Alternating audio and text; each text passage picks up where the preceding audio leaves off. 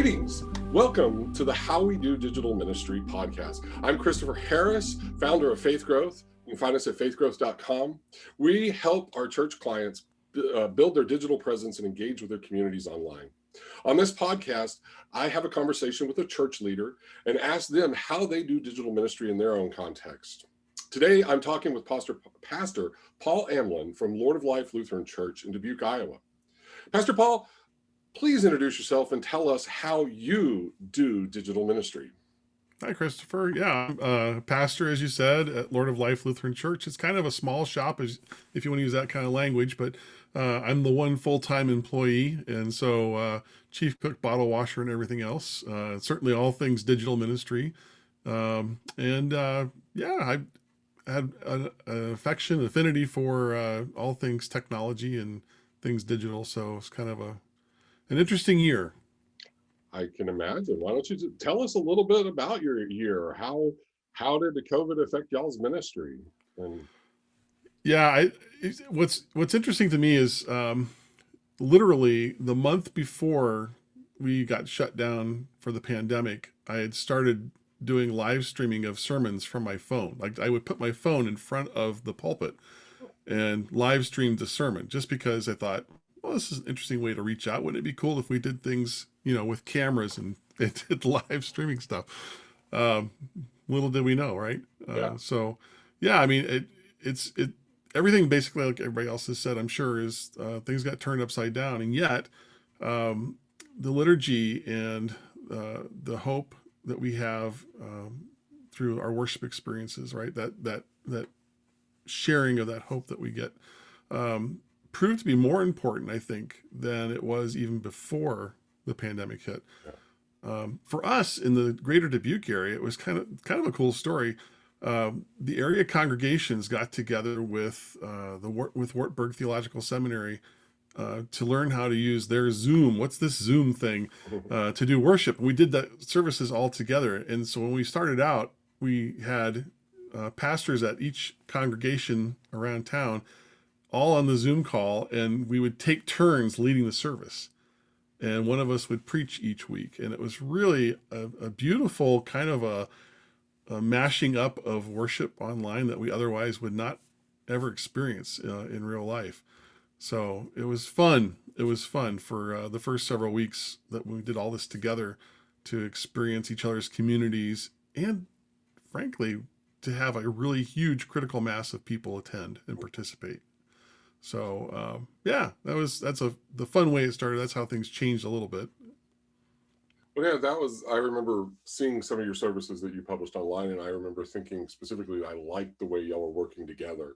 And the technology really enables that. And there's, a benefit of how we can be in multiple places and not only worship in multiple places, but leadership being in multiple places and bringing that together. Right. And frankly, we were able to help each other. Yeah. Not every church had a decent internet connection.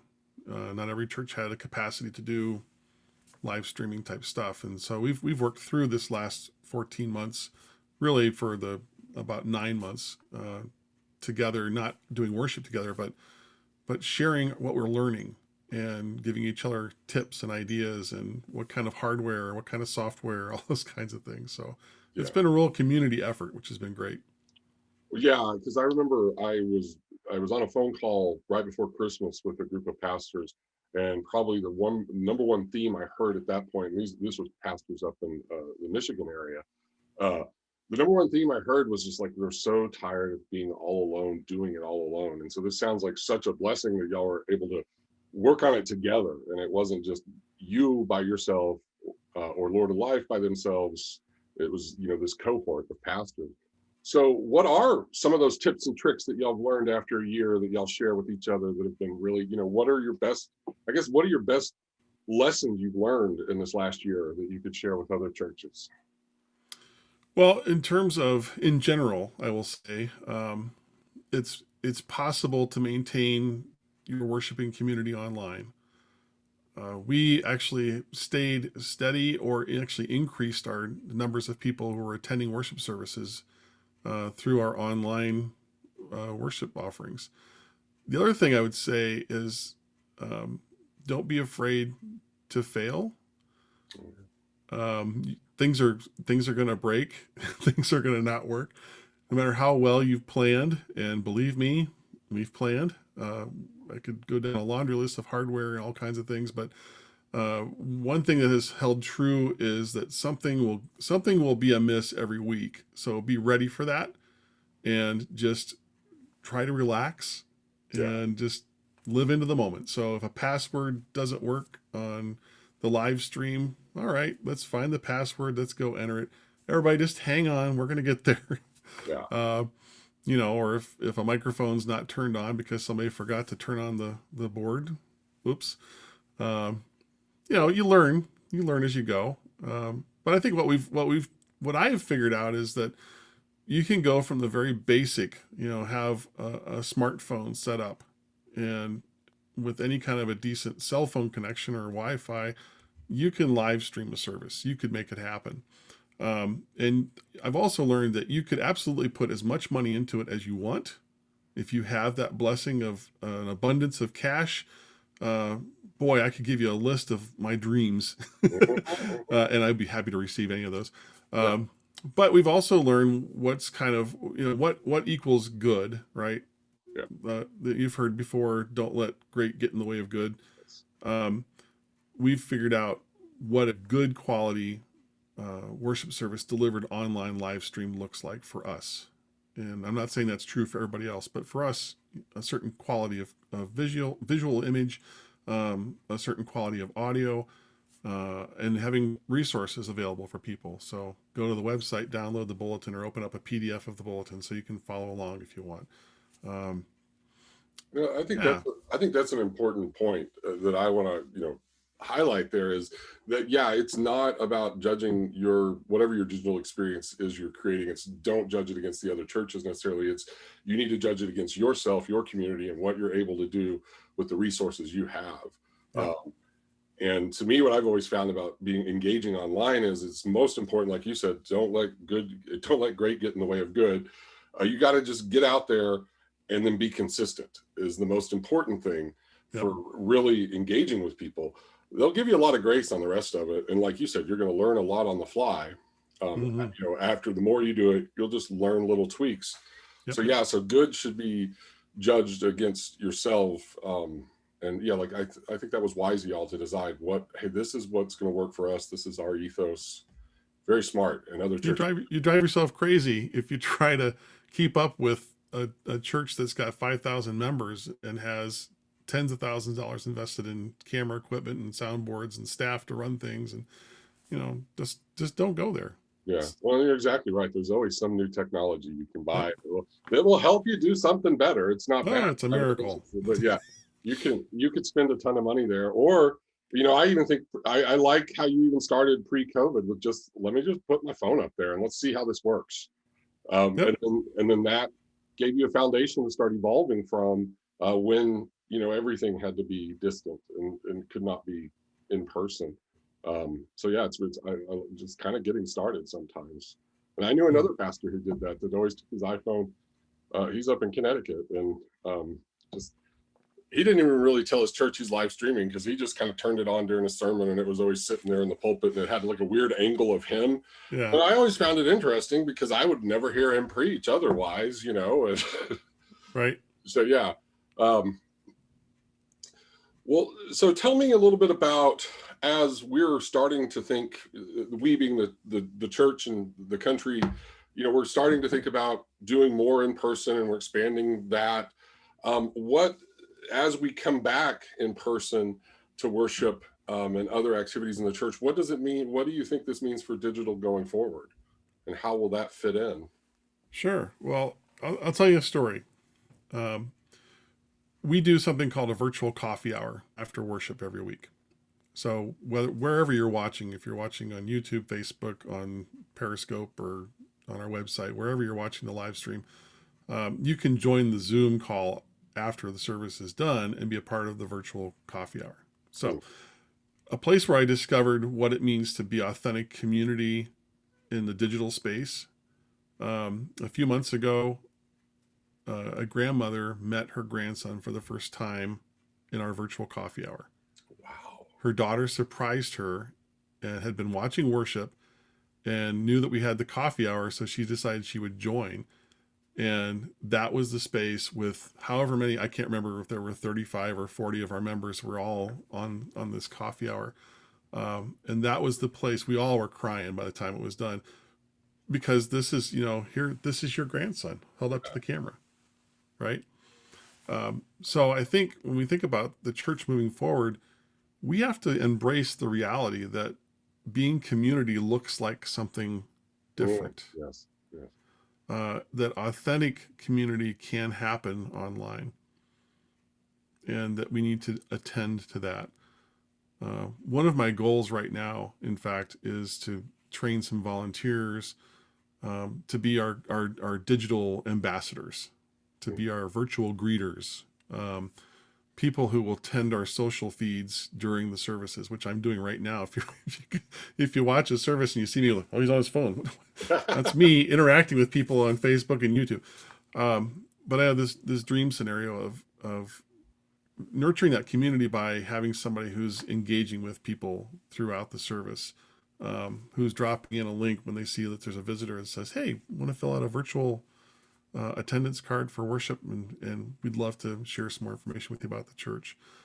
And the other thing is to not put ourselves in a box where we don't think, well, I don't want to think, Lord of Life Lutheran Church is this church. We're on the corner of Hales Mill and Spring Green Drive, and this is where we are, and it's the people in the houses around us that are a part of this church. Mm-hmm.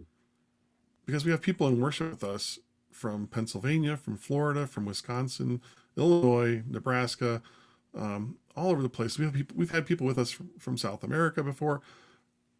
So really, when this kind of all started, I told my colleagues, I said, this is kind of like a new Pentecost for the church. It's a new way of us understanding what it means to bring Christ to the world. And I really think that's what we're charged with as we move forward. It's going to look different. Some of it will look the same, but a bunch of it's going to look different. Mm-hmm.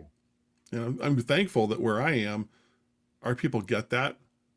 They just kind of oh yeah, pastor's doing something new again. Oh, there he goes. Yeah. Oh, that's just what he does. Thank God. What a gift to have that kind of a community that responds that way. So yeah. Well, what I also, I like that image, a new Pentecost, and for me, there was a little bit of hope in that image, in that when we think of the Pentecost story, and everything's crazy, multiple tongues, they're all proclaiming, and it seems it's just crazy. It's hard to take in, even reading about it today. And that's kind of how I think we are with digital right now. We're trying to figure it out, and it's just a little bit crazy, but we're here and it's happening. And just as that original Pentecost moment was very crazy, fire on people's heads. I would think they were drunk if it wasn't so early in the day, or whatever that scripture, that verse is. So it clearly looked a little weird and it was different, but out of that we birthed the church that's now 2,000 plus years old, and almost 2,000 years old, I guess I should say. So right. There's a lot of hope there that out of this, if you are in a church right now feeling lost and confused and crazy, well, that's kind of the norm. Okay, good job. Yeah, exactly. Yeah. If you think about it, what did it take that first Pentecost? The disciples had to make themselves available, right? Mm-hmm. They had to be open to say, Spirit, lead. What is it you want us to do? And we have to do the same thing. We have to say, yeah, we'll be available. We'll be these digital pioneers for the church. What would you have us do? Yeah. Holy Spirit, how would you guide us? And then do that. And don't be afraid to fail. Exactly. Yeah, because I really think until there is no model to really follow right now. We're going to have to just try things. And when we fail, there's a lesson to be learned, and we'll iterate and keep going. But yeah, absolutely. We have to, you're going to have to just try something. And okay, that maybe a little bit worked, but oh my gosh, that was horrible. We won't do it that way. We won't do it. Now we know one way that doesn't work for sure. Write that down. Exactly. And that's kind of what it's going to be like. And and it's even kind of the mantra of tech. I don't know how many of our listeners might have heard this, but you probably have heard this. Like Facebook, one of their big sayings when they were growing and scaling up was fail fast. Oh yeah. Like if we were going to, write some bad code, let's just throw it out there. Oh, whoops, that didn't quite work. Let's fix it real fast. And so, one of their kind of mantras was fail fast. So you would learn those lessons. And that's, a lot of our big tech companies, that's kind of how they grew that way. So it's really, I guess what I'm saying is kind of this idea we're going to fail and learn is inherent to tech all around us. Right. Right. Well, so this is going to be a piece of it. You think you've already said that, going forward, it's going to look a little bit different. Would you care to speculate at all in maybe 5 to 10 years? What do you think ministry in the church looks like? I would hope that there's a lot more intentionality around digital community. I hope that that's something that seminaries will touch on more as they're training pastors and rostered leaders. I'd like to think that our faith communities will be a little bit more bold about trying things. I know there's some that will forever be like, oh no, we don't. But for the ones who dare, dare boldly and don't be afraid to try things. Don't be afraid to put some money behind some things, even if you haven't done it that way before. I think, I can speak from the experience I have with friends of mine that, church doesn't look like driving to a building every Sunday morning. For some of them, I hear from them after the fact, oh, I just watched the service. It's Tuesday afternoon. Yeah. Right. So we have to be willing to say our expectations for people can't necessarily be that everybody's going to follow our rubric and be there on Sunday morning at whatever time and they're going to do these things. I think we have to be willing to be more flexible, and to work on, how do we build discipleship? Like, how do we nurture the gift of faith in people by doing it remotely with online Bible studies, or by doing worship that's time differentiated. Like, somebody can't be there Sunday morning because they're working, but they can watch the service Monday or Tuesday or Wednesday or Thursday. So how do we continue to engage people, right? We don't just, sometimes I would tweet questions on Sunday morning about the sermon. How do we do that during the week? Yeah. Right. How do we engage people where they are? Yeah. Well, and talk about Zoom Bible study. I'm in a Zoom Bible study, and honestly, I love it. And I don't know that I ever want to go back to an in-person Bible They're study. great. They're great, right? Well, yeah, I don't have to get all, it's a lunchtime study too. So it's like, I just hop on and we have study and fellowship, and then I'm back to the rest of my day. I didn't have to drive in the car. I don't really like doing things like that in the evenings, so, but what does it do? It makes it accessible to you. Yeah, exactly. And how many other people, like how many men's groups could meet for a Bible study in the morning if they didn't have to drive to a restaurant or whatever, right? Or how many groups could meet over lunch, like you're saying, and not even necessarily for a Bible study, but let's just get together and talk. Let's just, Yeah, well, in the same thing, like, there's always that, I've just known many women who have said, like, the older women are like, why does nobody ever come to the Welka events? And it's like, well, we're working and they're in the middle of the day. It's, now digital gives them a way to include other people if they did it online. Yep. Yeah, well, and even with the Bible study I'm going to is with a church in New York City, and I'm in Dallas. So, even that, the space does not become as important. Right. So what, we've covered what advice and tips, that's all good. I mean, is there anything that We've covered it all? Yeah, well, no, you alluded to that, hopefully seminaries will help, maybe how do we facilitate and really build online community? Do you have any particular tips of what they could be teaching, or what our listeners should be trying to learn on that? Because it's one thing, that's the other interesting thing about this is we do have the technology piece. You kind of have to learn cameras and all that, but then there is this piece of, we do have to do ministry and shepherd. And, on that side of things, what advice might you have, and how can we grow and learn? Yeah, I think, in terms of the seminary, the practical side of it is they're doing it now, right? The seminaries are teaching that way. Oh, that's true. So Yes. how do they show students what they're doing, Yeah. right? Another thing that comes to mind, I had a great conversation with my buddy Steve Elschlager. We worked together when I was at Churchwide, and he is just a brilliant. In fact, you should have him on your podcast. Um, but Right there. he and I had a conversation about what does it look like to do education, faith formation, if it's not all on me to create the content. What if I have a clutch group of 5, 6 pastors who were all teaching something, and then we say, well, because you're in New York or you're in Dallas or you're in Dubuque, Iowa, and you're teaching this class and it's being done online, why can't we set up a course catalog for our congregations Ooh, that's and say, yeah. hey, on Monday night, Pastor Paul is reading scripture together or reading through the lessons for the coming week and having casual conversation. On Tuesday night, if you're interested in the book of Romans, right, there's a class that's happening in whatever church at whatever place, right? And you're welcome to sign up and join that, just like others are welcome to sign up and join ours. There's an opportunity. I think we have seminary faculty in our congregation, as do most of the churches in town here. Mm-hmm. And I think, wow, how great would it be to have the experts teaching these kind of intro courses to the Bible or to theology that maybe it turns into a lot of interest, and then it becomes, oh, I kind of think this is neat. Maybe God is calling me to go to seminary, right?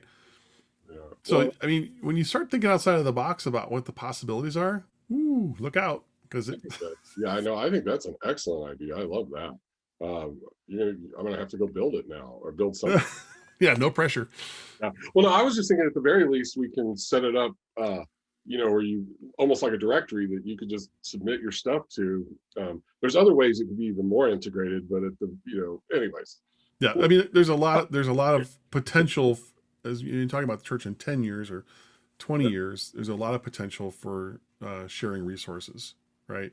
A lot of things, not just the faith formation educational stuff, but maybe there's staffing issues that become a shared thing, and HR stuff and whatnot. So, I mean, you can think as big picture as you want about it, but and as I will say that the synod where I'm serving, Northeastern Iowa Synod, one of the things that they've done is they're creating a catalog of sermons.